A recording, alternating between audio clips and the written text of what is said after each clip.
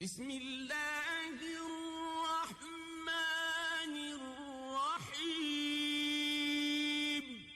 اعوذ باللہ من الشیطان الرجیم بسم اللہ الرحمن الرحیم یسألونک ماذا ينفقون قل ما انفقتم من خیر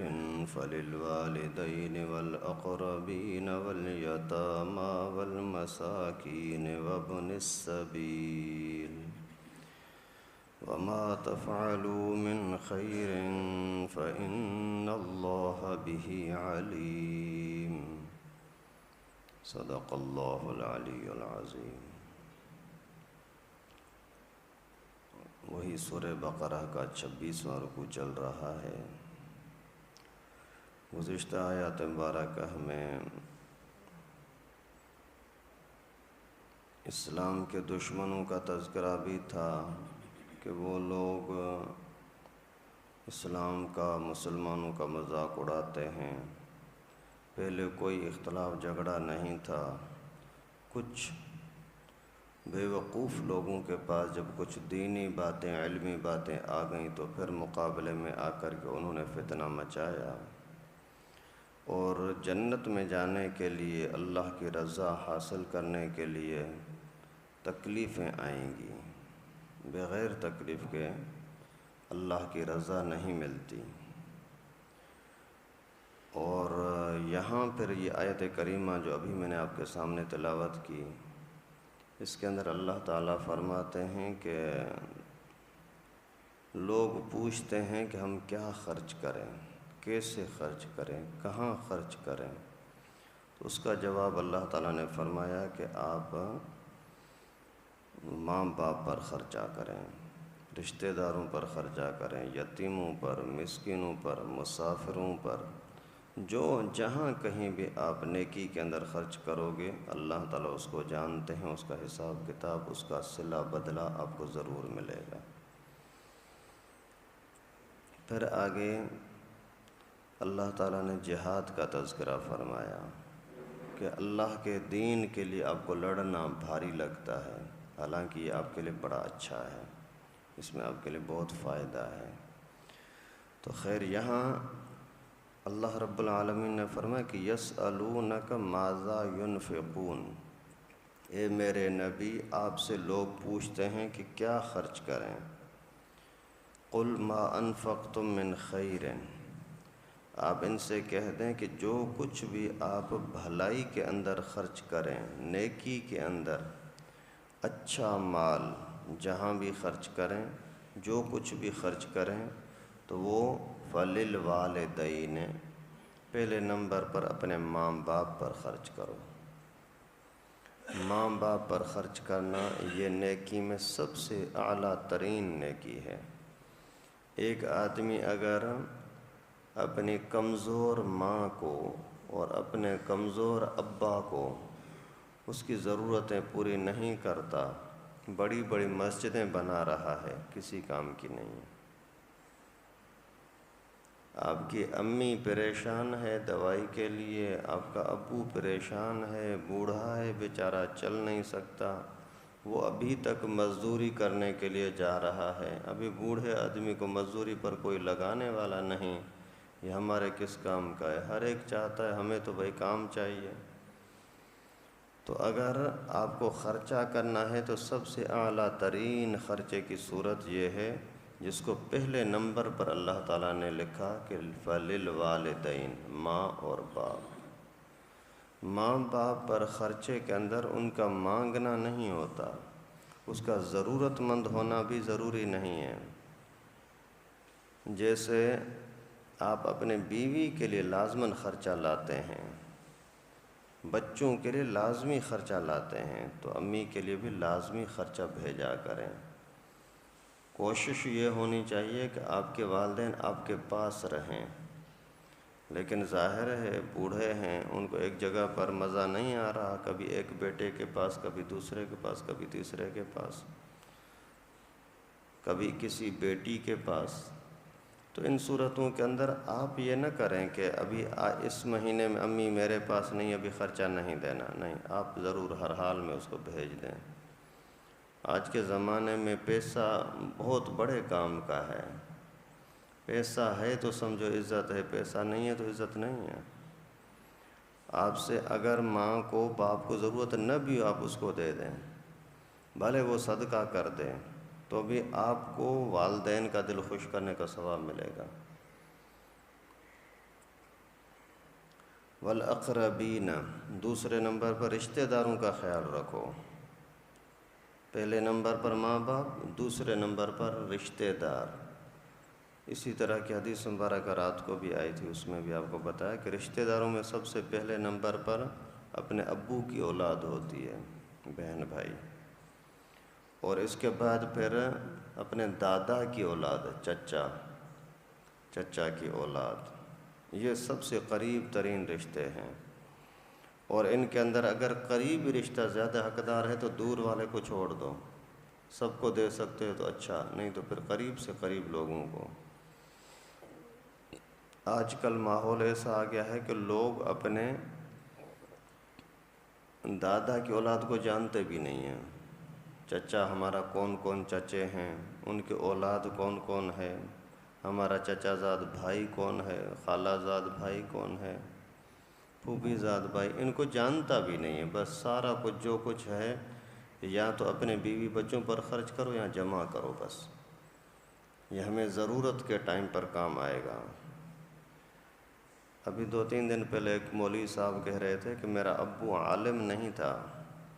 لیکن وہ ہمیشہ کہتا تھا کہ جب کبھی بھی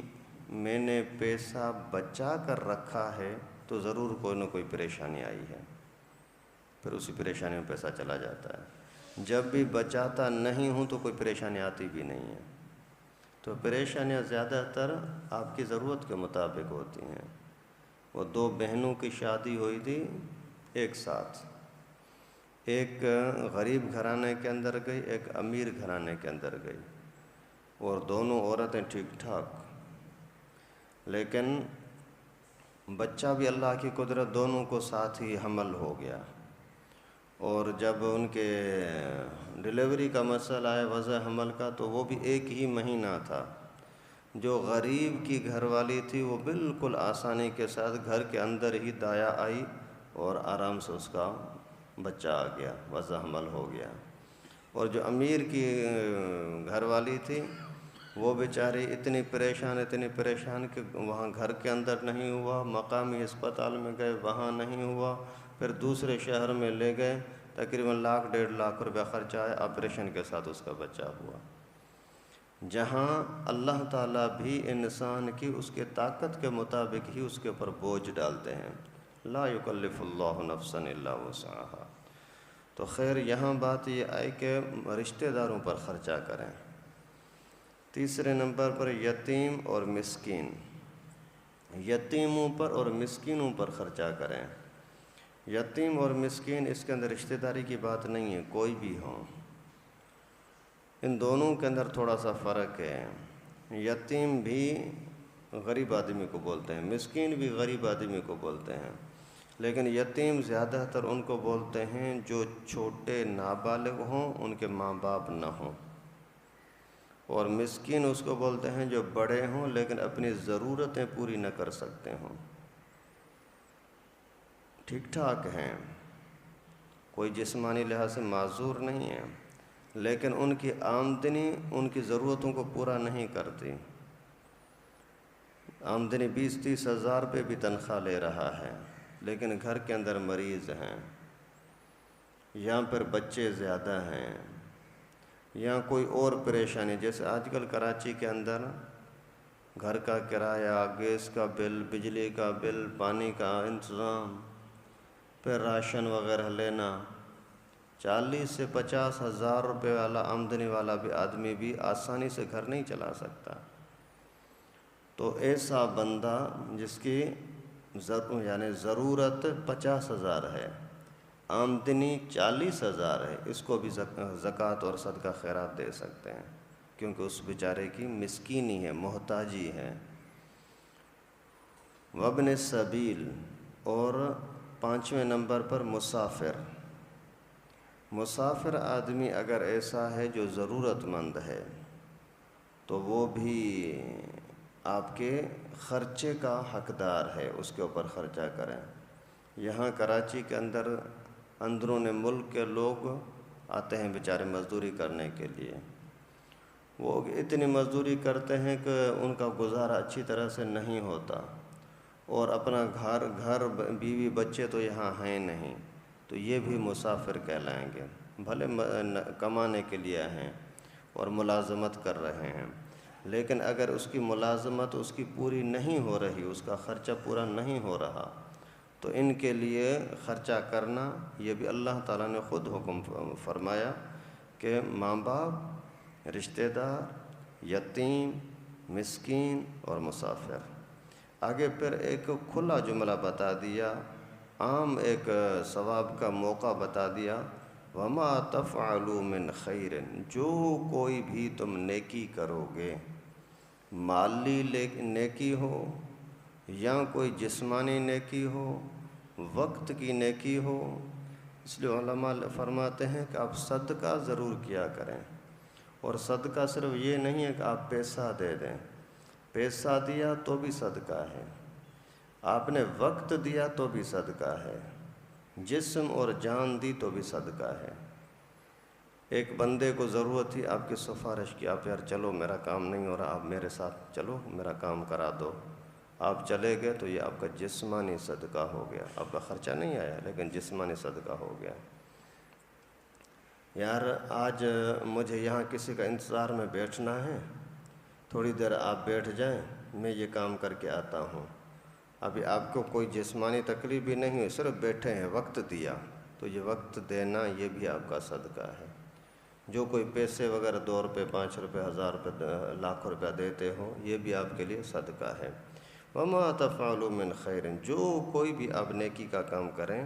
فإن اللہ بہ علیم، پھر یقیناً اللہ تعالیٰ اس کو جاننے والے ہیں، یعنی اس کا جانتے ہیں اور اس کا بدلہ عطا کرتے ہیں، آپ کو اس کا صلہ بدلہ ضرور ملے گا، دنیا میں بھی اور آخرت میں بھی۔ اور صدقہ ایسی چیز ہے جو انسان کے اوپر آنے والی مصیبتوں کو ٹال دیتا ہے۔ کئی ساری مصیبتیں اوپر سے آ رہی ہوتی ہیں، لیکن آپ نے کبھی کوئی دعا کی ہوگی، دعا کوئی اور کی ہوگی، اسی دعا کے بدلے میں اللہ تعالیٰ آپ کی یہ مصیبت ٹال دیں گے۔ کبھی کبھار آپ کے اوپر کوئی مصیبت آپ کے گناہوں کی وجہ سے آ رہی ہوگی، نماز کا ٹائم تھا، آپ نماز پر پہلی تکبیر تحریمہ میں نہیں پہنچے، پکڑ کا حقدار ہے، پھر اللہ تعالیٰ کرے نہ کرے وہ اور چیز ہے، حقدار ہے، تو اس کی وجہ سے آپ کے کوئی نہ کوئی پریشانی آنے والی تھی، بیماری آنے والی تھی، لیکن آپ نے جو کسی غریب کو صدقہ دیا تھا نا، اسی صدقے نے اسی مصیبت کو ٹال دیا۔